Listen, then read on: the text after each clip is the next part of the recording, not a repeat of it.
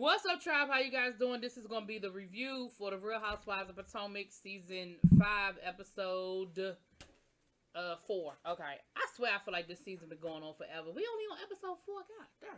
Anyway, we start this episode off. We have Giselle at a dance class with the oldest daughter, Grace, because y'all remember last season, Grace told her mama, "You don't spend enough time with me. You pay attention to them twins, but you don't do anything with me."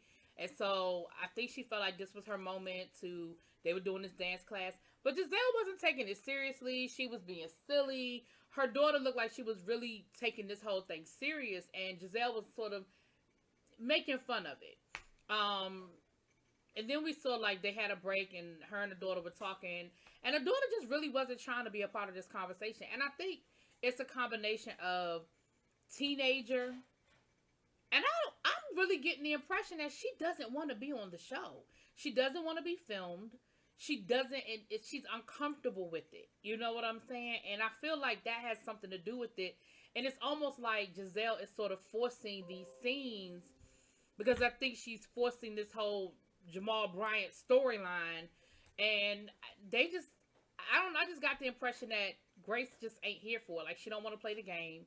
She doesn't want to pretend for the camera. She doesn't want to have a conversation for the camera. Like, I don't know. But that scene was very interesting to me. Then we have Miss Karen planning her homecoming party singing mabob she has going on. And what I found interesting is that, bravo, y'all shady. You know what? Y'all don't miss an opportunity to be shady. So why, Karen's friend Matt showed up. Remember, Matt is her assistant, but the rumor was that Matt was Mr., Blue Eyes. Why they put in parentheses assistant under his name, Karen's assistant? I said, y'all are shady as hell. But Karen is planning this whole homecoming party, and she has filmed this whole invitation with a guy singing and her sitting on her little throne, and it was so extra. And I hope, because for this homecoming party, y'all invited Ray's friends in real life and people from the neighborhood and all of that. I really hope that you only sent that invitation to the ladies on the Housewives for the purposes of the show. Because I really hope that's not the invitation you sent out to everybody. Because it was so a lot. It was a lot. But either way, honey, Karen is planning her grand homecoming to Potomac, child. I can't be mad at it because, hell, you and Monique the only ones that actually live in Potomac. You might as well make a big deal about it and remind everybody that you actually have a Potomac zip code or whatever. So then we have a scene with Robin and Wendy getting to know each other better. Their kids are hanging out. They're having a little play date at the park. It was cool. Let me turn this camera, child. As you can see, I don't want nobody guest starred in the background. And so they were there playing around or whatever. And so, they sat down and had their little talk. And Robin, this I thought was interesting. Wendy, I know that part of this was for the show. I got it. Part of this was all for the show. But you messy. Now you want to sit there and have, Candace's back and all of that. But you threw Candace all up under the bus. So they were sitting there talking, and Robin was trying to explain to Wendy why, because she said, well, I just feel like y'all kind of, y'all were kind of coming down on Candace, and, y'all were forcing her to have a conversation she didn't want to have. And Robin was like, yeah, but Candace has made some really nasty comments about Ashley, and, I understand where you're coming from, but, we just wanted it to be resolved and be handled or whatever. I've already told y'all how I felt about that. I ain't about to dwell on it. So then Robin says, well, what exactly did Candace tell you about us? Because I feel like you kind of already have an idea. Wendy, your response to that question was, well, she just told me who you guys were, nothing deep. But instead, what you did was you sat there and repeated what Candace told you, and even the unflattering things, like saying that Candace said that Giselle is a mean monster and that she didn't really like Ashley, and like, you didn't really need to repeat all of that, because I know you know that Robin and Giselle are best friends. So you know good and damn well Robin was going to run back with that and tell Giselle, well, you know what Candace said about you, and you claim to be Candace's friend, and you got her back, and you've been kind of riding for her these last couple of episodes. I felt like you just kind of threw her under the bus. I mean, that was just I don't know. Maybe y'all tell me if y'all felt that was a little felt that differently, but y'all know what Robin did. Y'all know she went right back to Giselle and told Giselle all about it, and y'all know Giselle now got her little panties in a bunch. Now let me be clear. Y'all know I ain't no Candace fan, but I could care less that Candace said that about Giselle. Giselle, really, Giselle? Really? You gonna be, because Giselle got in her little feelings about it. You gonna get, really, Giselle? You don't get to get in your feelings about that. You know why you don't get to get in your feelings about that? Because you have said worse about everybody else on the show. Anyway, child, whatever. We'll get to that later. So Candace and Ashley finally meet up. And you know what Candace finally did? Apologized. And Ashley wanted to keep, in my mind, Ashley just, instead of saying, you know what, thank you, I appreciate the apology, she said, well, I don't think you really understand how I feel. And Candace was like, I do understand. And she was like, no, you don't. And Candace was like, but I do. No, you don't really understand. But I do understand. Here's the thing. Candace, you don't understand, but it's okay because you apologized and it is what it is. Now, you said some nasty stuff, but once again, let's not forget that Ashley is no saint and no angel. Ashley, you done been dirty too. You've been messy as hell, and you done said some nasty stuff too. So, you know what? She fucking apologized. Either you're going to accept it or you're not. We're going to move on and we're going to keep it going. Then, that's when they all got the invitation from Karen. Which, like I said, was extra and a lot. I could appreciate the fact that Candace apologized. You know, Candace was like, listen, I ain't know you was in labor. And Candace brought up a good point. Candace said, well, you know, we were going back and forth. Like, you engaged as well. This wasn't a one-sided fight, which she is correct about. But at a certain point, Ashley did stop, and Candace kept going. The problem was, Candace was like, well, I have her blocked. I got you blocked, so I don't know when you stopped responding. Which, that's valid. And Ashley, in all fairness, you stopped responding because your ass went into labor. Like, come on. Anyway, she apologized, child, and we're going to move on. And that daggone Dean, let me tell you something. I think Dean is a cute little baby. I think he's cute. Now, he looked just like his daddy, but I think he's a cutie. But did y'all see how long them fingers are? Oh, them fingers are long as hell. I said, ooh, when he pointed you. Now, something else that was cleared up in this conversation that I think is important to mention, because I said last week in my review that we don't know the timeline of all these different events that have gone on. We just know that these events have happened. And somebody made mention under my review that we do know the timeline, and Monique was in pictures with Sharice at Ashley's baby shower. And Ashley said that. Ashley said, yeah, they sat at the same table at my baby shower, but Monique has explained to me that some stuff has gone down since then. And that's what I'm trying to say, y'all. They film these scenes out of sequence. Well, they show us out of sequence. We don't know the timeline of when. We know that Giselle and Monique haven't been friends for a few years, but they've been basically just living, cohabitating together. But what we don't know is when these rumors started from Sharice. Now, we know there's a whole nother set of situation with Giselle, what happened after Bravo Andy's baby shower. We know that Monique has a best friend that's been sabotaging her. That's a whole nother conversation. We're talking about Sharice. And I think I can appreciate that came up, because I think that gave us that perspective that, listen, we don't know the timeline.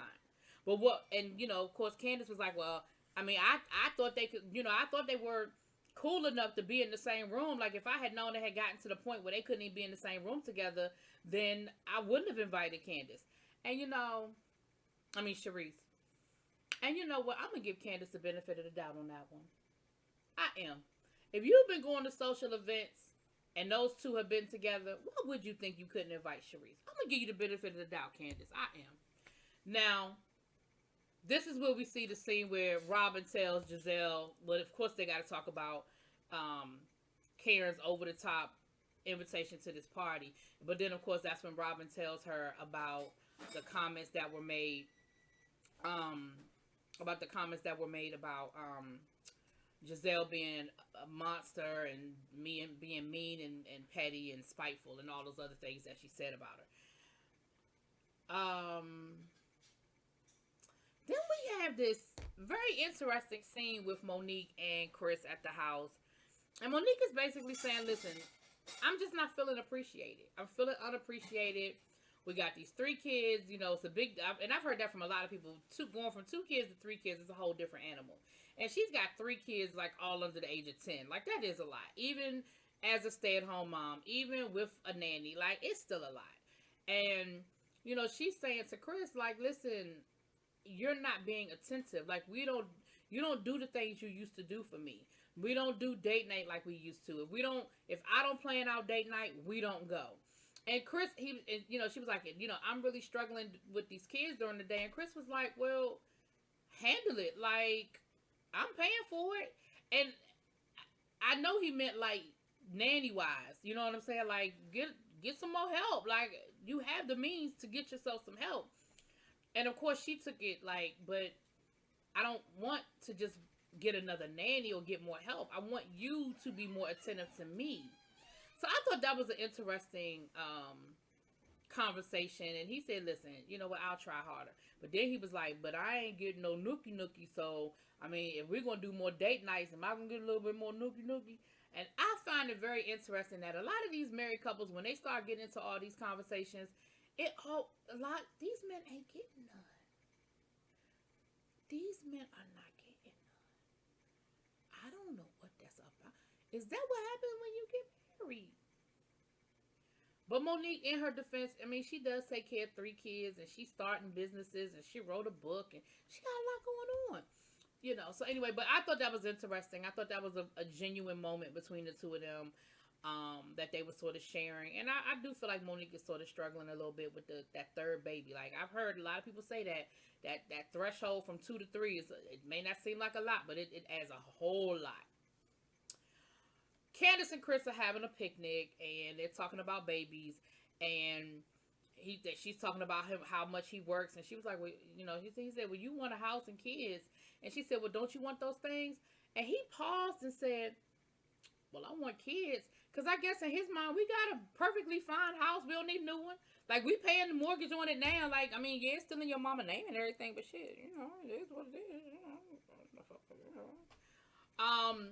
And Candace, again, her concern, she's already expressed it, is, listen, me and my mama, it took us 30 years to get it right. I don't want to do to a child what my mother did to me, and I don't want it to take 30 years for me to get to a good place with my child. Like, I just don't want that for me and for my children.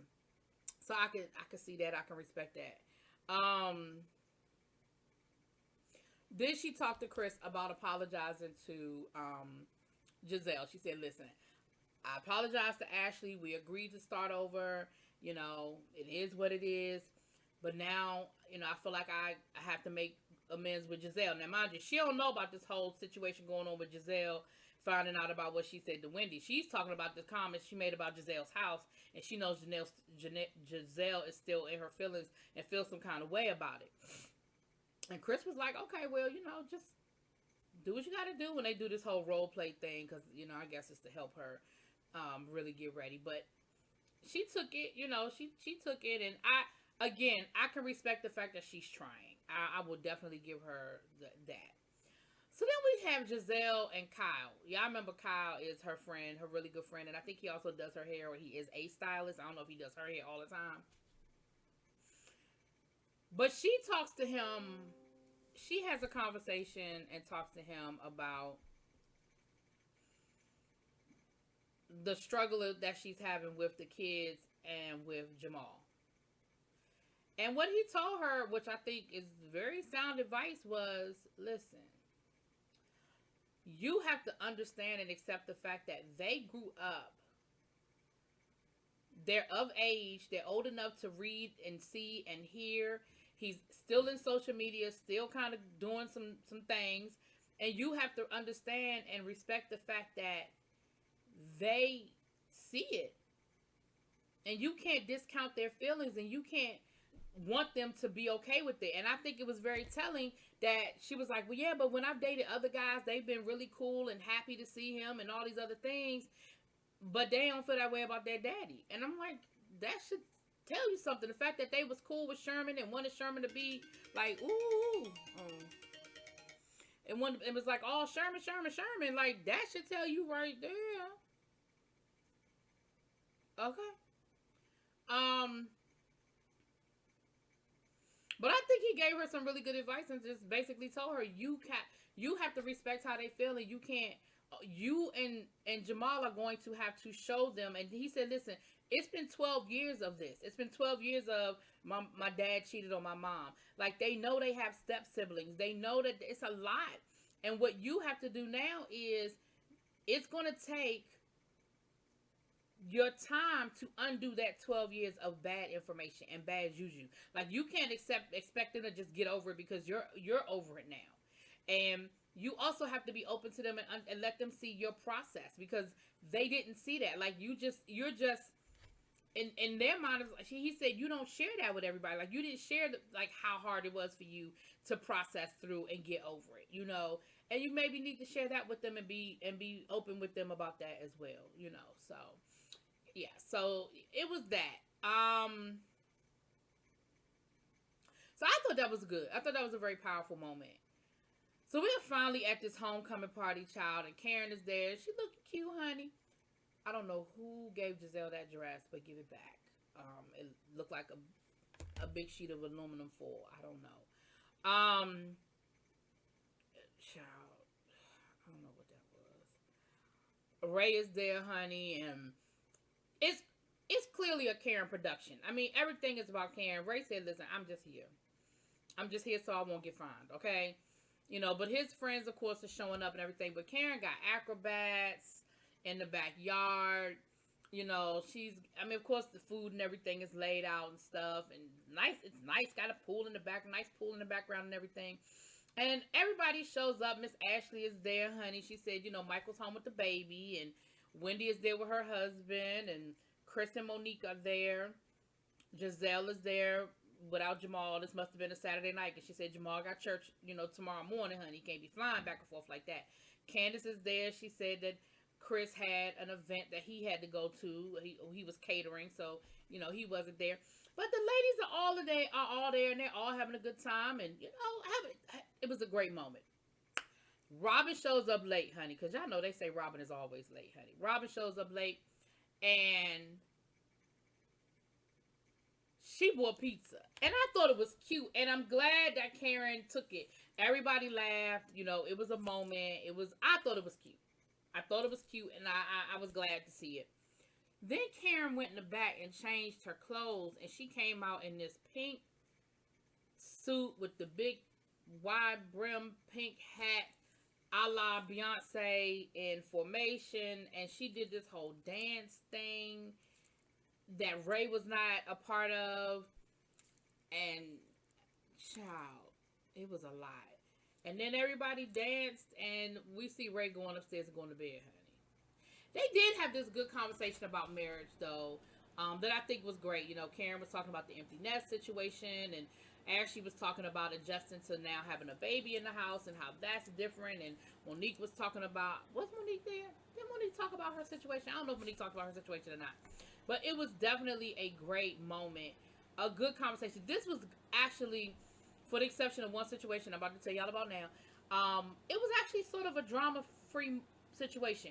But even the drama was kept aside. So Candace came up to Giselle and was like, at some point I want to talk to you. She was like, nothing, really bad or anything, but I just want to sort of talk to you. And Giselle was like, well, we can talk now, girl. We can talk now. So they go over to the side to have this conversation.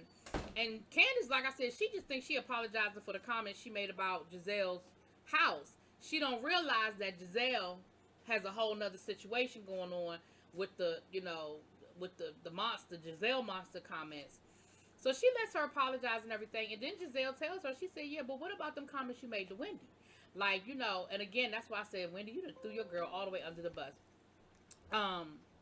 She said, them comments you made to Wendy, And she said, and you know, Candace said, listen, you know, you've said worse. Like, you've made some nasty comments about people too. Like, it is what it is. She said, I don't even remember saying it, but if I said it, you know, I was probably just being a little shady, little jokey joke. And she was like, but it's not funny. You didn't say it to be funny. You said it to be mean and catty and blah blah blah. And I was like, Giselle, girl, bye. Like, I can't get mad about it because you have said worse. Like, if it was somebody that don't really bother nobody, that's one thing. But you are everything Candace said. Now maybe Candace it wasn't nice Candace said it, but you are everything that Candace said. Anyway, child. But I had to give Candace props throughout this whole episode because again, she didn't raise to the occasion. She ain't cussed Giselle out. Now she might be on Twitter right now cussing her out. I don't know, because y'all know that's what she like to do. She like to go on Twitter and cuss people out. But in the episode, she took it and she walked away. Anyway, that was the episode. Y'all let me know what y'all think. Drop it in them comments. Peace.